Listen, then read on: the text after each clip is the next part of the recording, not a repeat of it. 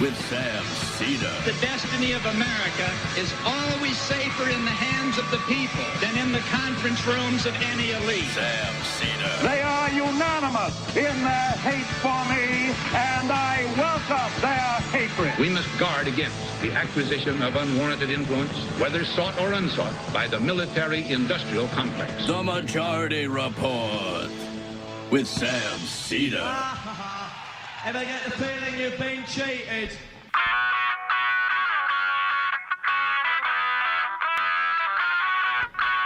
It is Thursday, July 6th, 2023. My name is Emma Vigeland, in for Sam Seder, and this is the 5-time award-winning Majority Report. We are broadcasting live steps from the industrially ravaged Gowanus Canal in the heartland of America, downtown Brooklyn, USA. On the program today, David Broder, author of Mussolini's Grandchildren, Fascism in Contemporary Italy. And later in the show, Amjad Iraqi, senior editor at 972 magazine, will be with us to discuss Israel's latest colonial escalation in Jenin. At least 12 Palestinians dead in that raid. Airstrikes, bulldozing homes, tear gassing hospitals. I mean, that's just defense, right? It's sickening. Meanwhile, Israel continues to escalate its role in the arms trade outside its borders. They just sold a bunch of drones to Morocco for their colonial efforts in Western Sahara. Sweden's NATO membership begins, or is being, held up by Turkey, its leader Erdogan. Sweden's president met with Biden yesterday, or leader. NBC News is reporting that the U.S. is working with Russian officials to end the war via back channel. That is good news. Belarus president and Putin ally Lukashenko says that the mutiny attempter Prigozhin's actually in Russia, not Belarus. Like he said before, it's very curious. Back in the U.S., Biden has laid out his plan to use the Higher Education Act to cancel student debt after the Supreme Court blocked his initial attempt.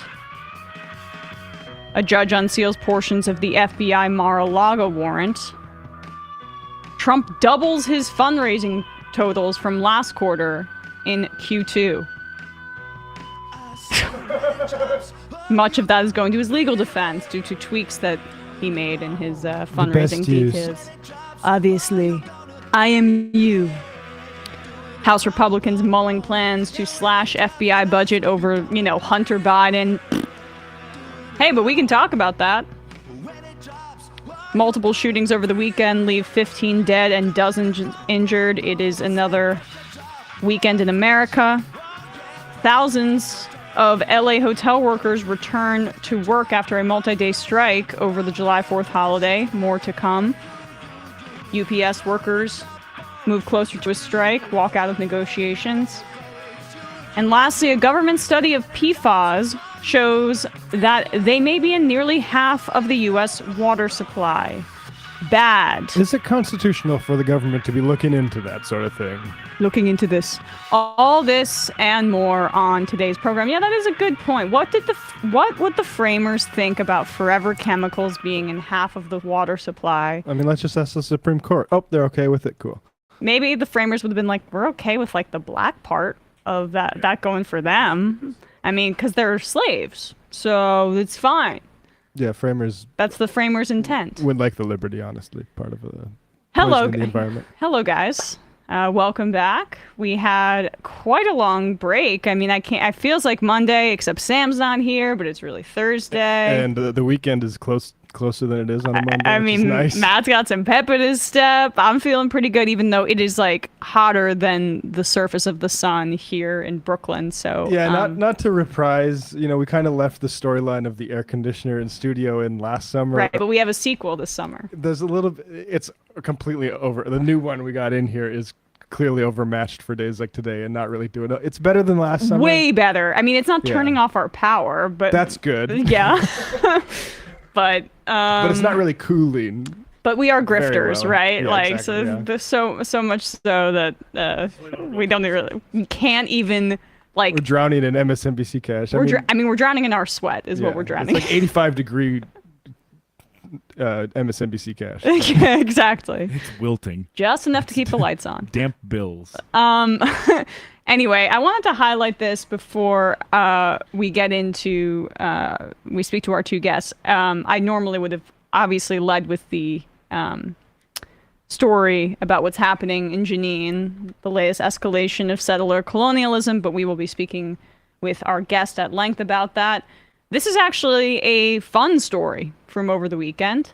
Governor Tony Evers of Wisconsin has done something that some people who are cooler than me would call based. Other groups are a little more critical of it, like they wanted him to veto the entire budget. I totally understand that. However, I'm going to put a positive spin on this and cast aside my typical cynicism to praise Governor Evers for actually wielding power, which is something that the Democrats have no idea how to do in general, or they choose not to. I mean, it's just by the nature of like the way our politics are, the nature of the fact that we've legalized campaign contributions in the way that we have. We have an emboldened, strong, well-funded right and a weak, ineffective Democratic Party to combat it.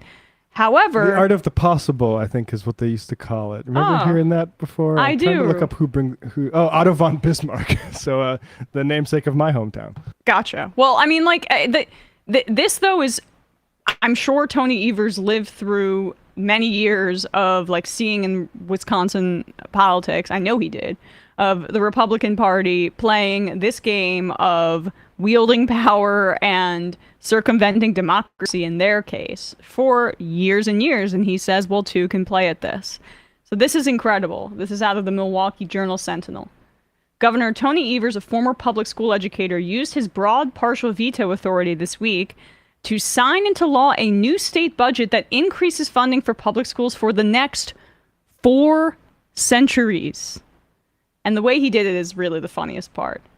The surprise move will ensure districts' state-imposed limits on how much revenue they are allowed to raise will be increased by $325 per student until the year 2425, creating a permanent annual stream of new revenue for public schools and potentially curbing a key debate between Republicans and Democrats during each state budget writing cycle. Evers told reporters at a press conference in the Wisconsin State Capitol on Wednesday. I've been to that Capitol building. It's very pretty.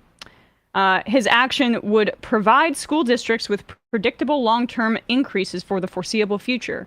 Evers crafted the 4-century school aid extension by striking a hyphen and a 20 from the reference to the 2024-25 school year. So can you scroll down, Bradley, to that part where the reporters here, there's like a red font. You'll see it. Here we go.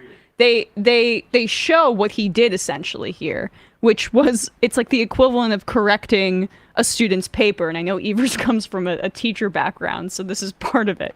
So you can see here, if you're watching on YouTube, that the red parts are what he crossed out and vetoed. So it's section 402. It says, of the statutes is created to read, for the limit, this is the original part, for the limit for the 2023-24 school year and the 2024-25 school year, add $325 to the result under par, so $325 per student. But he crossed out 24 school year and the 20. So it read as for 2023 to 24-25, and he got rid of the hyphen. So instead of 2024 to 25, it reads as 24-25, the year that the increase will continue to, which is, I mean, look, I love when Democrats choose to wield their power, and I especially love it even more when they do it in a way that's humorous. Yeah. Now I have to rain on the parade. Oh, Matt. So this is him making up for a huge political failure coming from the guy who ran against charter schools in the election. There's in these Times piece from 2 weeks ago, but basically like 325 per pupil, locking that in for 3 centuries. I like that, but the budget he signed, that is covered in this article, I'll just name it here. Tony Evers just signed off on the largest voucher school expansion in 30 years, increased for voucher schools $1,000 to $3,000. So $325 per pupil for public schools, that's nice, but you're still massively expanding vouchers. So what I would prefer to have seen is some way to cross out and make that $325. I don't know if you could have done it, but $3,250. Yeah, right. But so like, I appreciate him doing this, but it is trying to get back.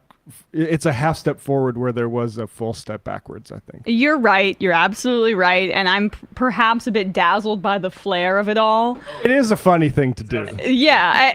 And I just find it to be instructive, hopefully, for other Democrats in the country that, you can do things that are good for people. I mean, what did we just see in Minnesota? Another thing where you look a little deeper, and obviously, like the vetoing of the rideshare wage increases essentially was there's a lot of good atrocious. Stuff there too. Yeah. But what he did with child school lunches and choosing to make that a political stunt in the positive way.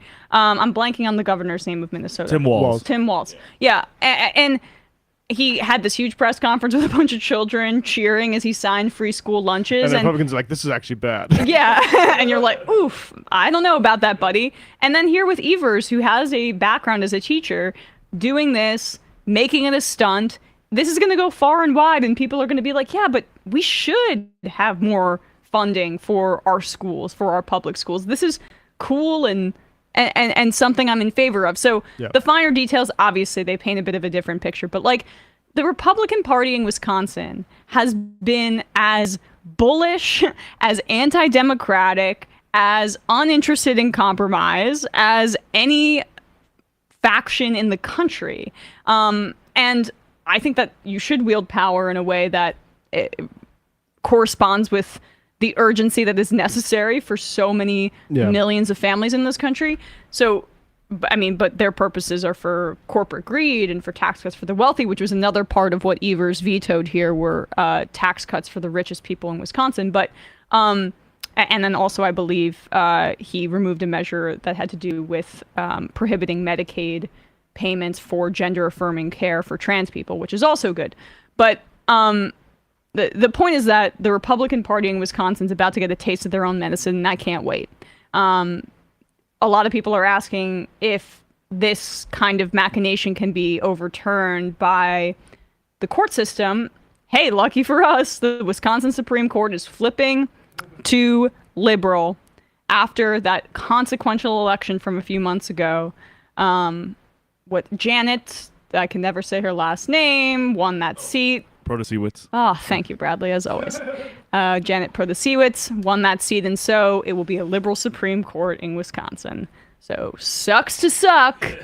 And even if it doesn't stand, which wouldn't make sense because Tommy Thompson, the Republican governor, holds the record for partial vetoes. He did over 450 in the 90s. So in theory, there's certainly precedent for this, but either way, court's flipping to liberal. Sorry, Republicans.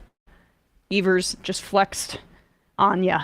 I mean, I know. Partially, Matt might, roll his eyes, but I'm at least happy about that one element. Fun for the whole family. All right, guys, we're going to take a quick break, and when we come back, we'll be joined by David Broder.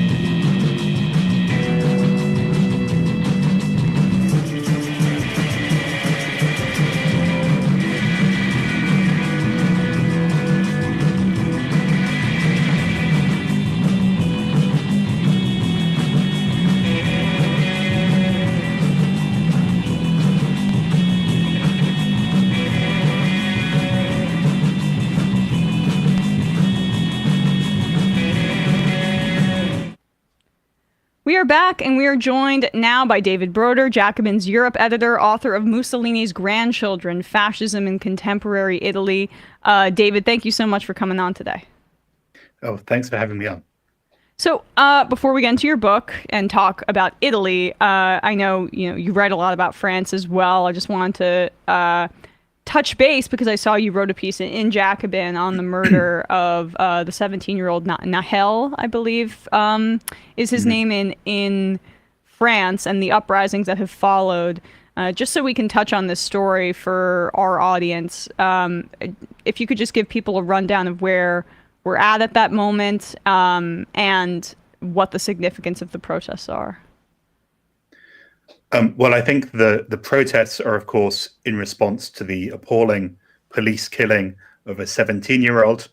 There's been a lot of commentary on the fact that the 17-year-old was driving a stolen car at the time of his murder. But of course, there's not a death penalty for joyriding or driving without a license. We've seen in the last few days, particularly in the initial days after the killing last Tuesday, these very angry protests. Some of them were more kind of solemn, but others not. And there was, of course, rioting. And what we've seen from almost the entire political mainstream is this claim that, well, this is the result of part of French society that doesn't fit in. And we've seen the police unions in particular claiming that there's a problem, that they're not being allowed to do their job. And they've issued a statement, the main police union, saying, well, we're at war. So on the left, Jean-Luc Mélenchon, France Insoumise, in particular, they've sort of said, well, no, the problem isn't the police aren't being allowed to do their job, but that the government doesn't have police under control. In recent years, we've seen lots of these kind of protests and political interventions by police who are sort of seeking to direct government policy and show that they're not going to be told what to do by elected politicians. And I think that's very worrying. And of course, it's good that part of the left is saying, well, this is a political issue. The anger we've seen in these protests is because these communities have been abandoned for decades. They're the young people who are subject to constant police harassment, who lack hopes even of employment and so on. So I think on the one hand, parts of the left are trying to show that this is a political anger, but both the far right and indeed Emmanuel Macron's government are just trying to make it a problem of unruly young people. Macron even blamed it on the video games. Oh, that's an old trick. That's an old trick from the U.S. on mass shootings too, right? It's not the guns, it's not the structure, it's personal pathology and people's interests. Yeah, I mean, video games seems particularly 1990s. Yes. As an explanation. Maybe rap music too. Yes. So, and of course, also like blaming bad parenting and this kind of thing. But I think there's this very strong attempt to make it about the idea that minorities don't fit in, don't belong, rather than confront the issue of police violence. Yeah, last question on this. I want to talk about your book, but I just curious how this fits into larger racial animus and a reckoning with that within France. Yeah, I mean, one of the quite strange phenomena in French politics in the last couple of years has been this idea, which is that, well, whenever we want to talk about state racism or about the condition of ethnic minority communities in France, that this is some sort of US cultural import, that all this idea of race and placing people in these racial categories is itself somehow foreign to France. And after all, doesn't the Republic represent everyone equally? Part of the story, in fact, yesterday was that the president of Île-de-France, like the region around Paris, announced that a school named after Angela Davis was going to have to change its name because, of course, Angela Davis stands for this racialized conception of politics, which France can't accept. But I think that there's a big difference on the left as well, in the sense that when there've been riots before or sort of outbursts of anger in very sort of majority-minority communities, often the left has kind of not really known what to say, or sort of joined in the idea that these are just sort of young people acting out who don't really belong to the Republic. Whereas I think this time, also because of some of the change in some of the new MPs in the National Assembly, we're seeing more of a kind of political and parts of the left who are sort of recognizing this problem with the racism in France, and sort of not going along still with this kind of supposedly colorblind idea that these issues can kind of be swept under the carpet. But also, it has to be said, overall, I think it's a very dangerous moment because we are seeing not only that the far right is strong in general, strong electorally, that the government parties are taking up a lot of their rhetoric around so-called softness on Islam and so on. But also, at the moment, we are seeing fascist street groups organizing with a kind of a level of organization and indeed of violence that we hadn't seen for decades. You know, like fascists going out in the streets and beating up young people on these protests. So I think it's a very worrying moment, but in a way, the revolt surely does also point to this problem of racist police violence and the treatment of the so-called children of immigration, as ethnic minorities are always called in the Republic. And just, I mean, in terms of the rise of these vocal fascist movements, that's a really good way to transition to the subject of your book here, which is about how the fascism in Italy, it was dormant or bubbling beneath the surface, and now we're seeing a kind of resurgence of it, obviously, with the election late last year of Giorgia Meloni. Take us a bit through her rise to power and how we got to this point. Well, I think one way of framing it is that obviously in the United States, you know, with the rise of Trump and so on, some people say, well, weren't the Republicans better in the past? Didn't used to be so extreme. Some people even look quite fondly on George W. Bush as representing a supposed better time. For those of us who remember what it was like when George Bush was president, mightn't agree.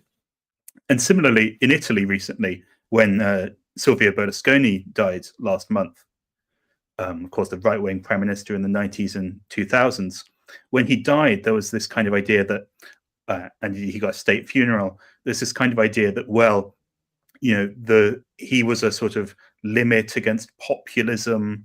He led a right that wasn't so extreme. Everyone should recognize him as a long-serving prime minister and so on. So negatively compared to Meloni and the new Italian government led by her Fratelli d'Italia party. And often we get this idea, which is like Meloni's party are kind of political outsiders. They've come in from the margins, this kind of populist upsurge. But after all, this party, under different names and so on, Fratelli d'Italia, has been in government before. And it was Silvio Berlusconi who first brought the post-fascists into government in the 1990s. Italy is a country that's had 30 years on and off, of course, but we've had 3 decades in which there have been governments which have included the heirs to fascism. What's different now with Meloni is that we have a government led by this party. So Giorgia Meloni's party has its origins in the MSI, an explicitly fascist party created in 1946 by defeated former figures in the regime. That party, as you say, was long a minority, wasn't able to enter government. But for the last 30 years, we've seen it become a quite normal part of the Italian political and governing landscape. So my point isn't that Italy is extreme or weird, or that we have fascism in Italy because that's where it first came up. Rather, what happened in Italy already, this breaking down of barriers between the centre-right conservatives and the far-right, the fascist tradition, that's actually becoming more normal in other European countries as well. So actually, if we look at the governments of countries like Finland, Sweden, if we look at the Spanish election in 2 weeks' time, we'll probably produce a similar outcome where parties of fascist tradition are becoming part of the centre-right. And this is a very international phenomenon. Often to give one example, often in Italy, when you say, well, Giorgia Meloni is kind of from this fascist tradition, uses racist conspiracy theories, often the reply from pundits is kind of like, well, she can't be that extreme because after all, she was invited to CPAC. So even so, alongside Marjorie Taylor Greene. Right. So I think internationally among the right, there's this breaking down of boundaries, and Meloni's party has been a big beneficiary of that. Yeah, I mean, take us through a bit of the history of the MSI, which is the father, really, of the Brothers of Italy party that Giorgia Meloni is at the head of. How it has its origins in the really like the fascist lieutenants and figures from World War II who are obviously their influence and their ideology is still inherent in the shadow cast by them and continuing into the Brothers of Italy party. Mm-hmm. Yeah, so a really important thing in my book is I'm not talking about fascism in connection with Meloni because it's some sort of like analogy or saying, oh, she's like, populism recreating 100 years ago. It's not that. It's a direct organizational continuity. It's the same party. The Fratelli d'Italia has in its logo the logo of the MSI. Giorgia Meloni often says her political hero is Giorgio Almirante. So Almirante was a member of the Salò Republic government, so like the die-hard fascists who fought for the last to the last again alongside Nazi Germany. Almirante was one of the leading editors of a magazine called Defense of the Race, which from 1938 was actually the leading organ of official Italian government anti-Semitism and racism. Almirante, who was one of the founding members of the MSI, one of the other important ones, Pino Romualdi, was the deputy leader of the fascist party under Salò. So at the end of World War II, Romualdi actually claimed to be Mussolini's illegitimate son. So they weren't embarrassed by their connection with fascism. Of course, in post-war Italy, lots of people who had fascist pasts recycled themselves. They changed their politics, or they moved away from frontline politics, or they did something else. But the MSI called itself a party of fascists in a democracy. Basically, they accepted that they had lost, that they wouldn't be able to overthrow the Italian democracy, or at least most of them accepted that. And they sought to create a fascist presence within it, an explicitly fascist one. Almirante, who I mentioned, Meloni's sort of political hero, he was leader until the late 80s, in which he still called himself a fascist. But this party had big problems in terms of getting beyond a kind of niche vote. It's basically the history of a party which, in a republic, in a democracy, dominated by the parties who'd led the resistance in World War II, carved out a very minoritarian space, getting 5, 6, 7% of the vote. There were figures in that party who did seek to militarily overthrow Italian democracy. And of course, there's a very complex history of kind of coup attempts and so on. Lots of them wanted to create in Italy something a bit like Chile or Greece or Spain or Portugal, this kind of anti-communist dictatorship. But really, the MSI is a minority party until the end of the Cold War. And it's that really explodes the old resistance era parties, the communists in particular, who are the second biggest party in Italian democracy. And that's followed soon by a corruption scandal, which brings down the other main party, the Christian Democrats, and also the socialists. So in the early 90s, we have this huge political upheaval. And it's also the moment that Giorgia Meloni, as a teenager, joins the MSI, becomes a teenage fascist. She was a fascist, considered herself one, praised Mussolini on TV and so on. But it's also this big change in the political system, right? The old parties have collapsed, but also other things have changed, like Italy's joining a more coherent, more integrated European Union. political violence has fallen. So we see this kind of end of history moment in Italy, this idea, the end of ideologies, everyone's able to participate in politics as equals. It's the end of the old anti-fascist consensus, and Berlusconi brings the MSI into government. So in the way that Melani talks about the MSI, she often says that in post-war Italy, they were kind of oppressed, that there was this anti-fascist hegemony, that communists went around killing fascists and so on. So her political tradition is that of a sense of intense victimhood. Aggrievement. Yeah, right. Yeah. And the idea that they've finally overcome it. It bears some comparison to the way that the far-right parties in countries like Hungary or Poland talk about, 1945 wasn't a liberation for us. We lived for 40-odd years under communism, and now we're nationalists, can finally speak out again. With the very considerable difference, of course, that Italy didn't ever have a communist government, didn't ever have Soviet troops. But they like to talk about it a bit like they did, that they were suppressed by this left-wing hegemony, and now they're finally able to speak out. And revisionist history is very much a part of that project, right? I mean, can you talk a bit about how these now emboldened fascist elements are working to rewrite history in regards to Mussolini, World War II, basically smoothing the edges of of fascism to make it more palatable in 2023 and beyond? Yes, so I mean, one thing before the election last September, I wrote an article for the New York Times that was very critical of Meloni, and she kind of responded to it by saying, well, fascism, that's all in the past, anti-Semitism, dictatorship, we condemned that ages ago. But if you look at what they actually say, it's a kind of criticism of certain elements of fascism, or rather kind of purging of its particularly disreputable elements.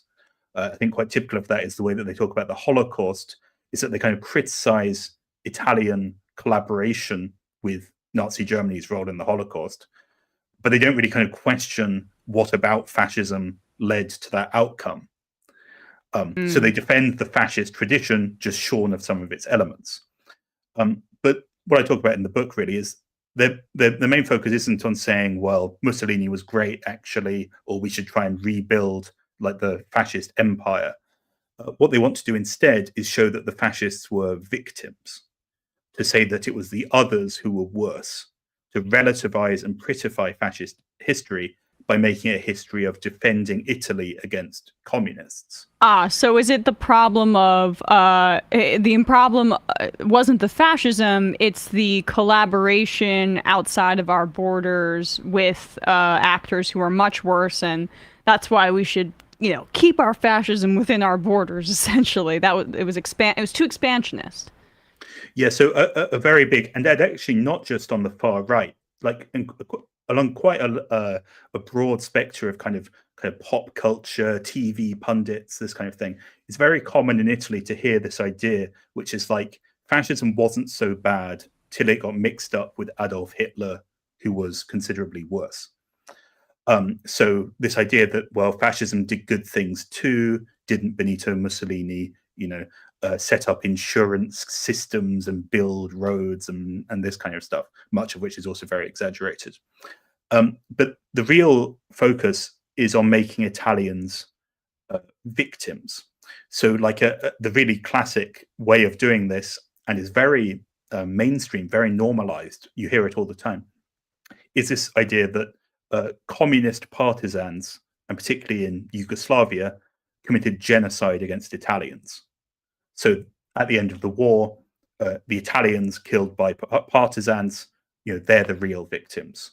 So yeah, sure, we should recognize the Jewish victims of the Holocaust, but also we should recognize that Italians were victims.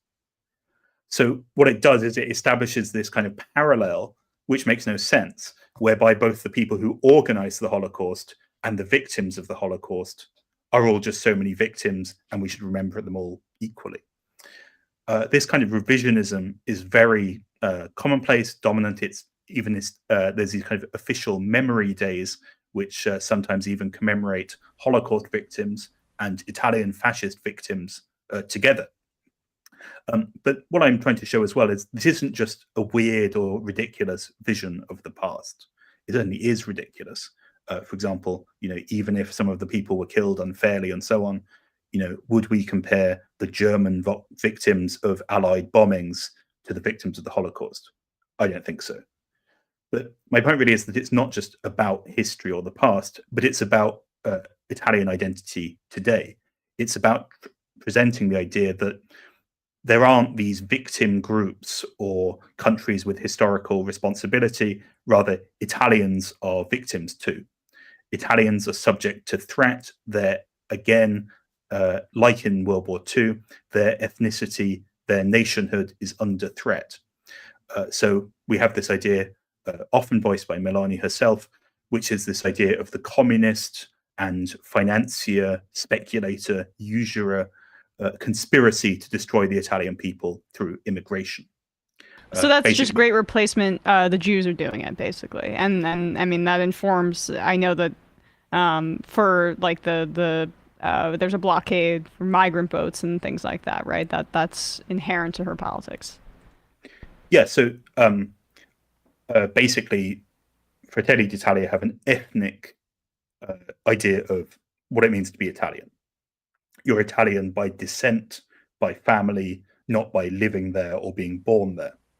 The Italian right has succeeded over many years in preventing children born in Italy to foreign parents having the right to citizenship. So there are many hundreds of thousands, if not millions, of children born in Italy who are effectively stateless. In some areas, in fact, the local councils have prevented them from having things like free school buses and school meals and so on.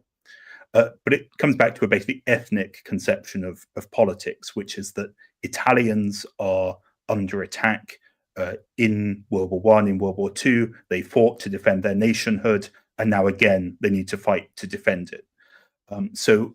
Of course, and maybe we can talk about, there's been this big push to try and normalize Meloni, to try and say she's just an ordinary conservative and this kind of thing. But the way Fratelli d'Italia talks about race is about great replacement theory. There are the Marxists, the financiers, the Muslims, a strange common front. All of those groups are trying to destroy Italianness, and Fratelli d'Italia claim to be protecting it.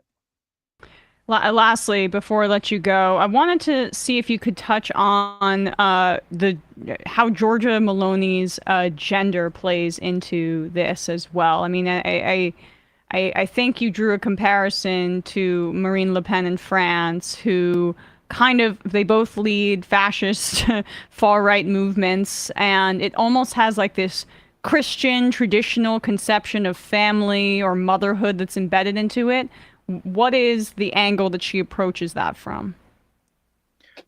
Well, she uses it very strongly because whenever she's subject to criticism, she always brings it up. So, for example, when many dozens of migrants, including children, died in a shipwreck, and she initially refused to go and see the victims' families, when she was criticized, she said, well, of course I care, I'm a mother, without, of course, actually doing anything about it or responding in any political way. Similarly, when the government has withdrawn the recognition of same-sex parents, she says that, the reason she's doing this is because she cares so much about the family, because she's a mother herself. More broadly, I think the role she plays, and it's quite similar to Le Pen in this sense, is that the strength of Fratelli d'Italia is it's both a party which has a very solid, hard core of militants who see their fascist ideological continuity, but it also presents her as somehow kind of standing above the party and ideology. She often does this thing which is kind of like saying, I don't want to be in politics forever. I just want to be an ordinary mother and spend time with my family. Never mind the fact that she is a career politician who's been became a local councillor when she was 21 years old and is now 46. Yeah. So she spent her whole life as a political animal. She's a very ideological person, but not a stupid one. And she uses this idea of her that she's the mother in order to kind of confect a kind of folksy persona. But it should be said that as well as its racism, a very strong element of Fratelli d'Italia's politics is this obsession with birth rates. Melania often talks about the idea of extinction and the attacks on natural family, the attacks on motherhood, again by speculators and leftists and Muslims and LGBT lobbies, which are all supposedly designed to destroy the role of the mother and therefore lead to the ethnic substitution of Italians. So this obsession with birth rates and people having children, as long as they're the right kind of people, as long as they're straight, as long as they're white and Christian, certainly plays a very important role in Fratelli d'Italia's politics. And we're seeing it in Hungary. We saw it on Tucker Carlson's program on a nightly. I mean, this is the global face, honestly, of fascism. And I thank you very much for taking the time to talk to us about it today. David Broder, the book is Mussolini's Grandchildren, Fascism in Contemporary Italy. The book goes even more in detail into like the historical connections here and the continuous nature of this kind of stuff, right? How we can't say Bush is so much better than Trump because Bush is what led to Trump, and it's all a part of, that kind of thing. So greatly appreciate your time today, David. We'll put a link to the book in the description of this podcast or wherever you're watching this or listening, and at majority.fm. Thanks so much. Nice to speak to you. Thank you. Yep. All right, guys, quick break. And when we come back, we're going to be talking about the insanely disturbing developments in Palestine with Amjad Iraqi of 972 magazine.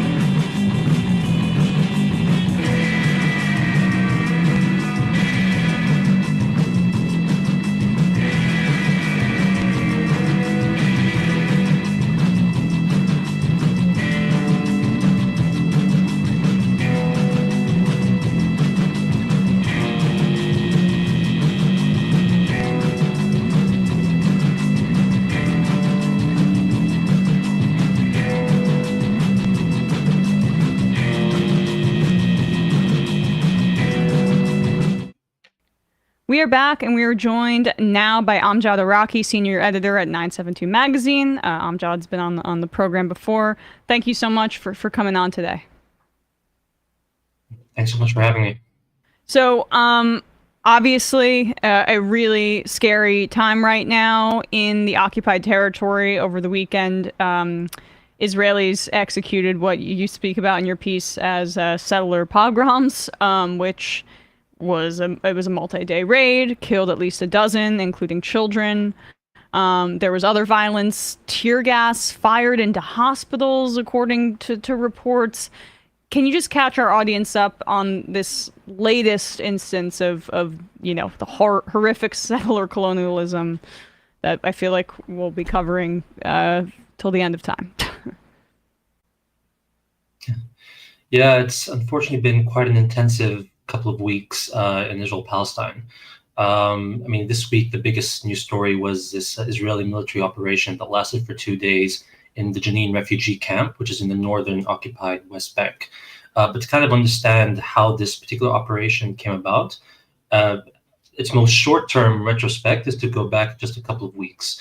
So even before the settler attacks happened, a few days before the pogroms happened, you actually had the Israeli military in Jenin refugee camp facing active hostilities through a raid into the camp, and they were met with Palestinian militants.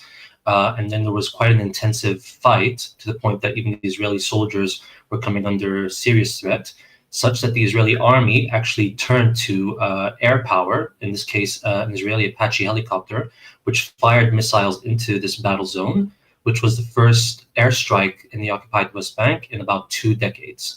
Now, airstrikes are quite standard operation in the Gaza Strip, and so it's quite stark that this is happening in the West Bank for the first time since the Second Intifada.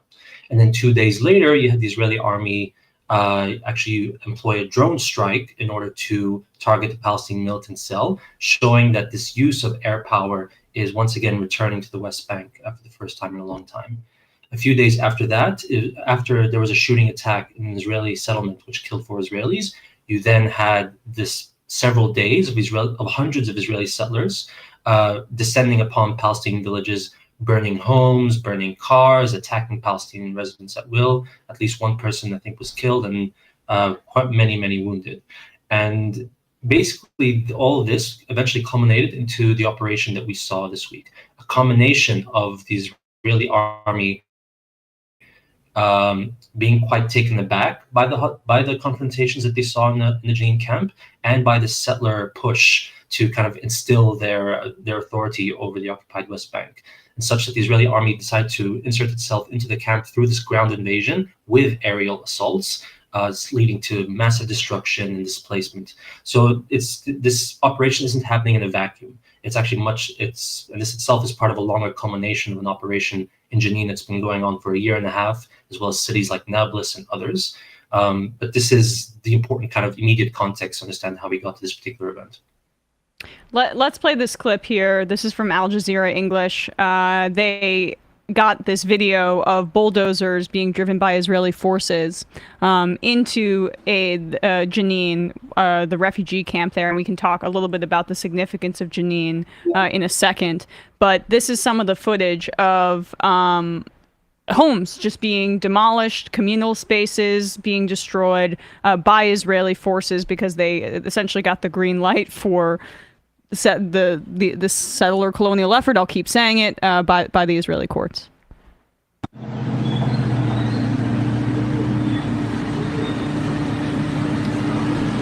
If you're listening on podcasts, you can just see these bulldozers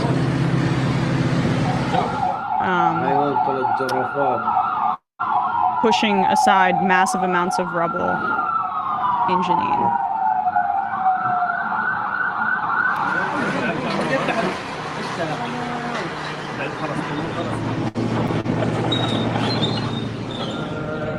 Cars overturned. Just incredible amounts of destruction of a community. I think we got the... but I just wanted to show some of the images there because obviously these were communities. This is places that people lived, and this could be your hometown, right? And I just...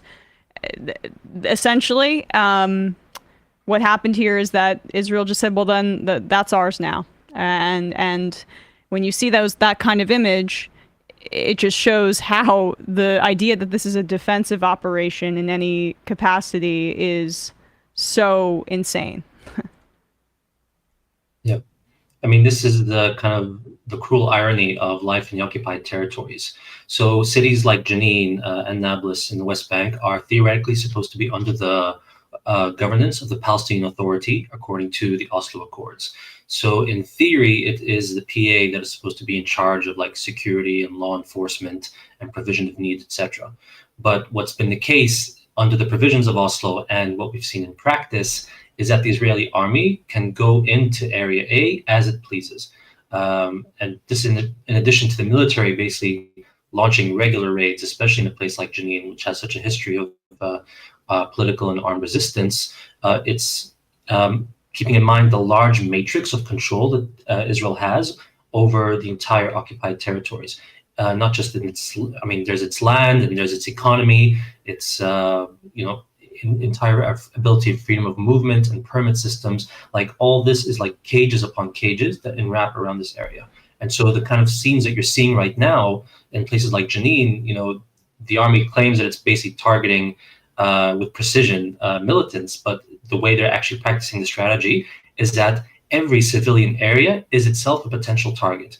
Every civilian area can be used and broken into and used to the military's advantage under the guise of a security operation. And so if you look at if you look at the ground, what's going on in Jenin right now, you'll see dozens of homes basically destroyed with holes that Israeli snipers also stationed themselves in as military posts. So it's turning the entire sort of urban fabric basically against the Palestinian population. Like nothing and no one is safe under military strategy.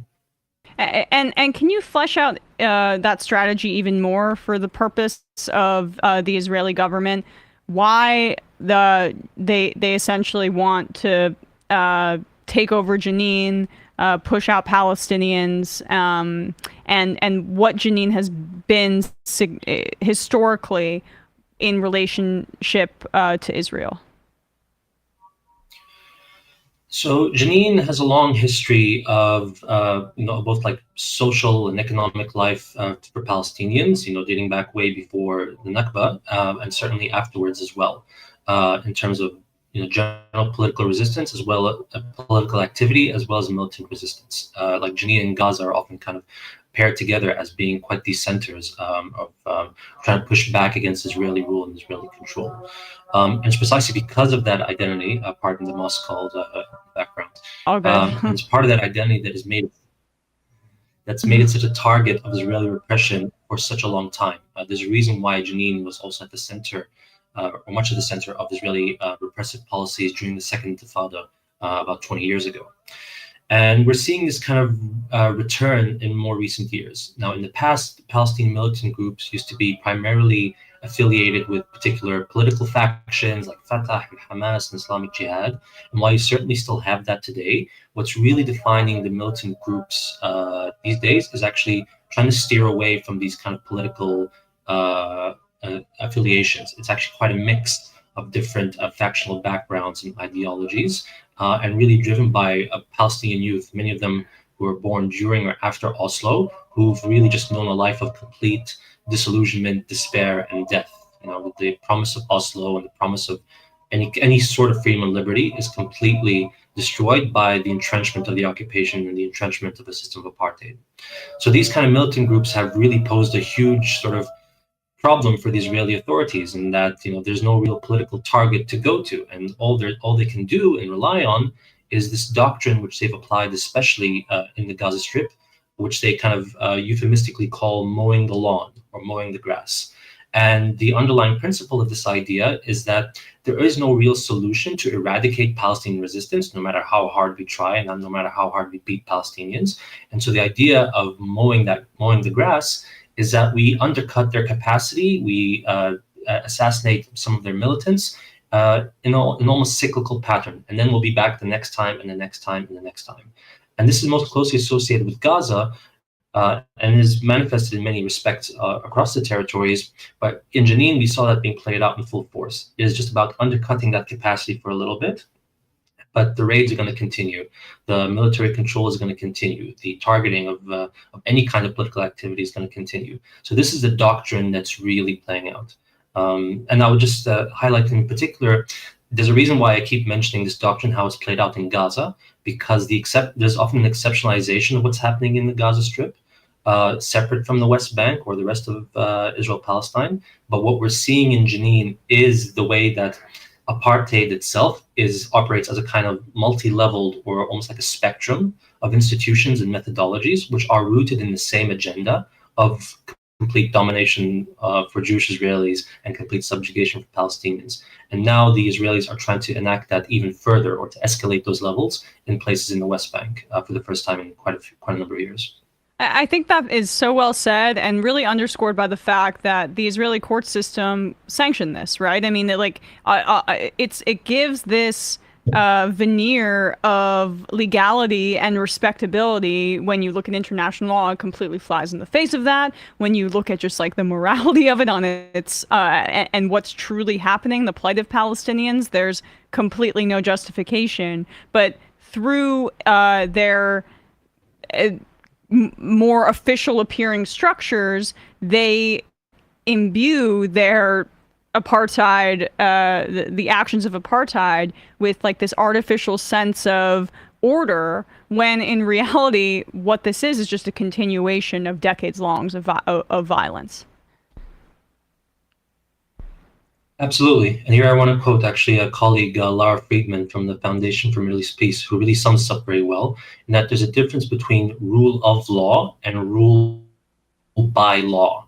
And the way that Israeli domination and oppression operates is very much wrapped in systems of law, that there are court systems, there's legislation, there are complex legalistic institutions that are meant to justify and enable and make it appear as if there's a, that there's a process to, to doing all this. And especially the case, the idea that if Palestinians have a grievance, that they can even go to the Israeli courts, or particularly the Supreme Court, in order to defend their rights. But all this, in the end, is just a complex machination that, in the end, still achieves the same objective. Whether the military goes in and completes an objective in 2 days, or if Israeli court process stretches it out to 10 days, but like to stretch it out to 10 years, to like displace a Palestinian village, or to evict Palestinian residents, or to legitimize a certain kind of military policy, including like targeted assassinations, to confiscate and land in any form. Like the list goes on and on and on. And the Supreme Court, especially, has been a prime rubber stamp for anything from segregation to police brutality and lack of accountability.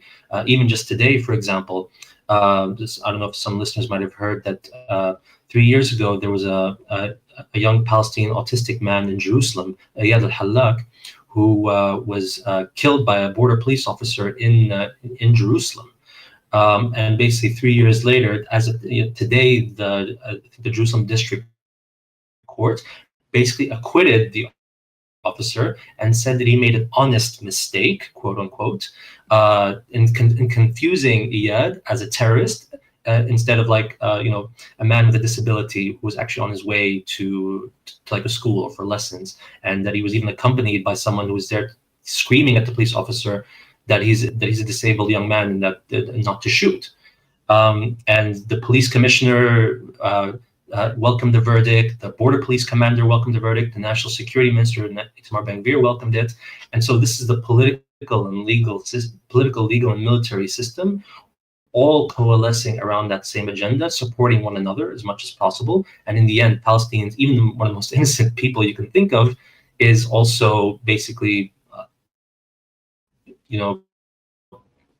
free to be killed with complete impunity. I want to play this clip as well to get your take, Amjad, because Bradley, do we have this? Yeah. So this was, and you can give me context because obviously you cover this. This Arab member of Israeli parliament, Ayman Odeh, he spoke before a vote the other day, and he was speaking at least supportively for the Palestinian people, and this is essentially how he was silenced for saying anything of the sort.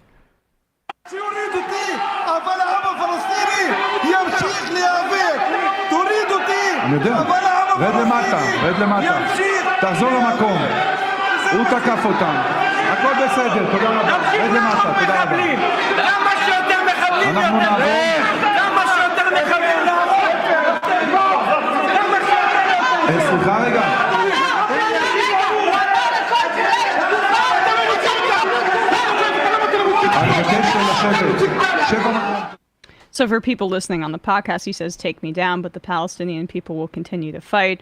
I mean, I don't have the knowledge to know really who this member of parliament is, what his significance is in the fight to get Palestinians some semblance of human and civil rights. But this is from the outside what we see here in covering this is just if you're a police officer who kills an autistic or a man with autism who's Palestinian, there's no consequences for you.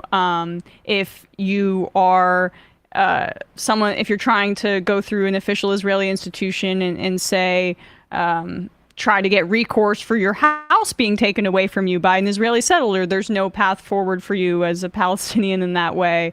And then even people within the parliament who are trying to speak out, they're silenced. And I'm curious about your perspective on what we just played there, and in general, the dynamic of how all of the official channels are blocked off, all of them, for any kind of justice. And it just must be immensely infuriating, to put it mildly.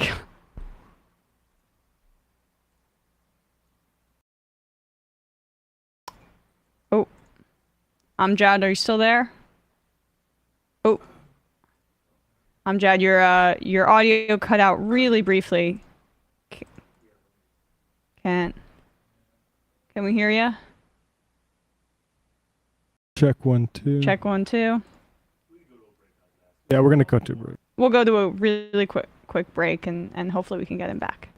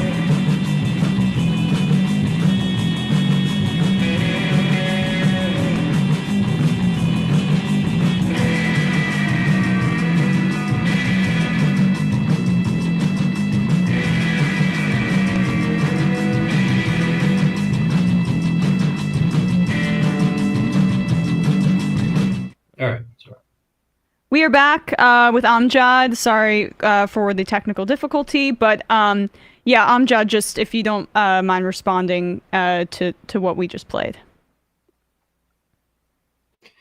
Yeah, so the gentleman you saw was Ayman Aoudi. So he's a very prominent Arab politician in the Israeli Knesset, the parliament. And he actually used to be the head of what was called the Joint List, which was a united slate of 4 different Arab political parties. And what you saw there is basically him being torn down, but taken away and shouted down by most of his colleagues who, you know, whether it was Ayman or whether it was another Arab member of the Knesset, any time that the Palestinians are mentioned as a people who should be, you know, recognized, as people should be respected in terms of acknowledging their identity or even challenging the occupation and Israeli policies, that is basically the kind of treatment that they're going to be expected to get. And it's interesting because the lesson of people like the experience of Ayman Odeh as someone who actually is kind of in the middle ground of the spectrum in of Palestinian politics in Israel, that he really tried to integrate, or maybe integrate's not the right word, but to really use a parliamentary system to his community's advantage, and trying to create a vision, promote a vision about national equality, like full equality for all of Israel's citizens, with an end to the occupation. But even that those basic principles, which in any other part of the world would be considered absolutely normal and based on basic human rights, in Israel is considered basically an existential threat. That for any Palestinian or any Jewish ally wanting to echo those views, to say that in the Knesset, on the streets, in the protest, or out in the media, is to basically threaten Israel as a Jewish state, is to threaten its supremacy and domination, is to enable the mindset,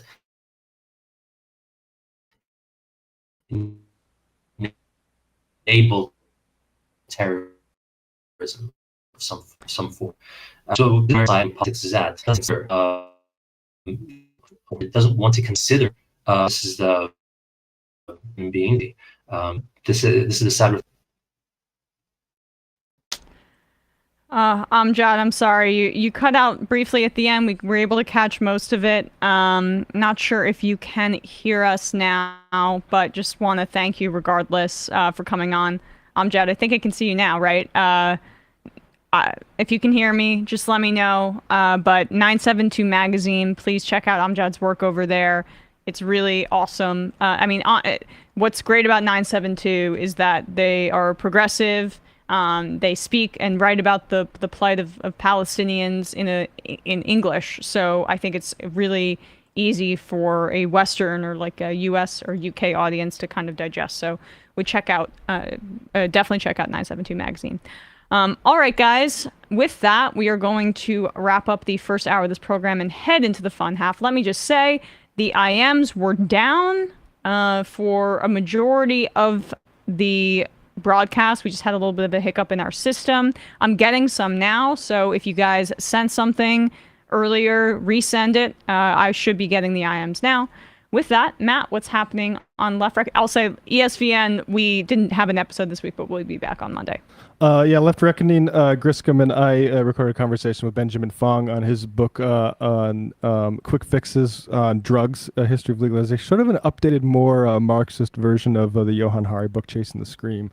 And I really, really enjoyed it. And this weekend, Matthew Film Guy will be joining me to talk about a documentary series about the North Dakota farmer populist movement, Prairie Fire. I'll be checking that out. So patreon.com/Left Reckoning, because that's not going to be out for everybody. It's just going to be for patrons for this Sunday. All right. With that, we will bring in Brandon and Binder. They are on their way. Sam Lama Ding Dong says, when I was in Italy this past April, while waiting in line to see the statue of David, I removed a Nazi sticker from the exterior wall of the Academia Gallery. Right. Wow. I mean, I really would love to go to Europe I as an adult. Like, I think I went to Italy when I was a kid. But I have these, like, I don't know. I don't know how much I want to support right-wing governments, but that's difficult sometimes to make those kind of consumer choices. I do BDS though. Like, if you guys go to the BDS website, you can have a pretty rudimentary list of things to avoid, like Sabra hummus, for example. But here we go. We have... There he is. Hello. There he is. Hello. We have Brandon. And then we also have Binder. What's up, guys? Hello. Hello. Nothing much. What's up with you? Not much. What's happening over on the discourse? Well, we put out a new episode last week on the Patreon, and we'll be meeting this week to put out a new episode by the end of the weekend, let's say. On the SoundCloud. So, stay tuned, fans, and you can follow me on Twitter for more up-to-the-moment updates about the release of my show. All right, do that. And Matt Binder, what's happening on leftist mafia, doomed, and scam economy. Wow, you are a busy man. Yes. And with all the stuff going on today, I've already done like a number of different news hits on various different programs all over the world. On Doomed and Scam Economy this week, I did the episode just last night. It was about the whole space involving Threads, Twitter, Mastodon, Blue Sky, Spill, you name it. There is a war going on between the social media platforms to create the ultimate text-based microblogging platform, all because Elon Musk messed up everything over at Twitter. And so on that episode, it went through all the information that you would need to know about Threads and what Twitter has done to really screw things up. So check that out at doomcast.com and scameconomy.com. It'll be up on both those platforms shortly, and at youtube.com/Matt Binder. And Leftist Mafia tonight, I have no idea of what we're talking about tonight. I do know we are likely going to be asked a lot of questions based on how often Leftist Mafia was name dropped. We were going to be asked a lot of questions about a certain interview with a certain TYT host. So I'm sure we'll get no questions about that in the fun half over the IMs too. Right. Yeah. Yes. We were actually. They asked me, "Did you ask Emma to come on Thursday yet?" And I said, "I actually forgot to ask her to come on." But now that I think about it, might be a good week to just not have her on. Not have me on. I thought you were going to say to have me on. I was like, am I some sort of like... No, because it's yeah, I think it's best that you come on maybe next week or the week after. We'll figure it out. Yeah, it's a good thing I forgot to invite you on this week. Well, next week I am going to try to do RM Brown stream, by the way. So people should check out for that. It's a very fun stream. We tentatively have a date. I don't want to say it just in case it gets changed. But I should be on that next week. But down to do your guys' show, too. I mean, I have a really hard time not being honest about my opinion, so it's whatever. If you put me on a stream, I'm gonna just say what I think. RM Brown is like an unofficial Leftist Mafia member because he's basically our go-to guest whenever we need a last-minute guest. He's been on multiple times. You're not supposed to say that publicly. Oh God. No, he knows that. We've told him. He knows. No, but the audience. He's an honorary Leftist Mafia member. All right, well, we will talk about all that and more in the fun half. 646-257-3920. See you there. You are in for it. All right, folks, 646-257-3920. See you in the fun half.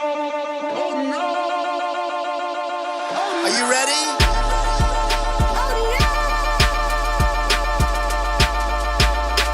Who sent us this? Anarchy. Alpha males are back. Boy is back. And the alpha males are back. Just as delicious as you could imagine. The alpha males are back. Boy is back. And the alpha males are back. Just wanna degrade the white man. Alpha males are back. I take all of it to my throat. Alpha males are back.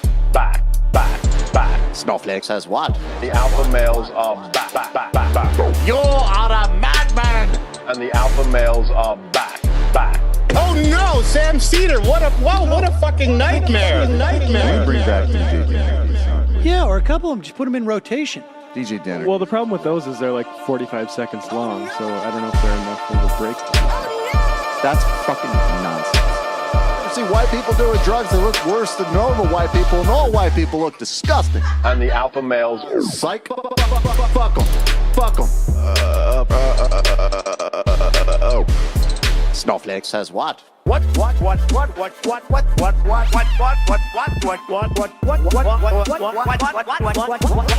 Snowflake says what? A hell of a lot of bank. A hell of a lot of bank. A hell of a lot of bank. Okay, I'm making stupid money. Hell of a lot of bank. A hell of a lot of bank. All lives matter.